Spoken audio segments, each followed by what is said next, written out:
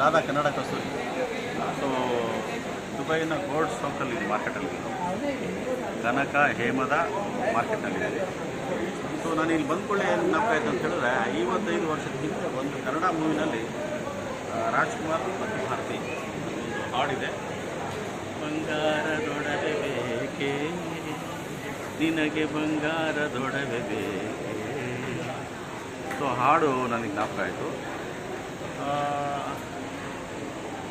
ಯಾರಿಗೆ ಆಗಲಿ ಒಂದು ಪ್ರೀತಿ ವಿಶ್ವಾಸ ಒಂದು ತನ್ನಲ್ಲಿರ್ತಕ್ಕಂಥ ಒಂದು ಕೃತಜ್ಞತೆಯನ್ನು ಅರ್ಪಣೆ ಮಾಡೋದಕ್ಕೆ ಮನುಷ್ಯ ಕೊಡುಗೆ ರೂಪದಲ್ಲಿ ದಾನದ ರೂಪದಲ್ಲಿ ಕೊಡೋಕ್ಕೆ ಏನು ಇಷ್ಟಪಡ್ತಾನೆ ಅಂತೇಳಿ ಭಾಳ ಬೆಲೆ ಬಾಳುತ್ತಕ್ಕಂಥ ವಸ್ತುವನ್ನು ಕೊಡೋದು.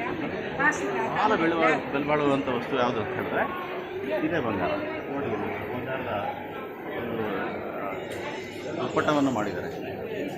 ಏನು ಬಂಗಾರ ಬಂಗಾರ ಬಂಗಾರ, ಇದಕ್ಕಿಂತ ದಿಗಿಲಾದ ಬೆಲೆ ಇರ್ತಕ್ಕಂಥ ವಸ್ತು ಪ್ರಪಂಚದಲ್ಲಿ ಯಾವುದೂ ಇಲ್ಲ.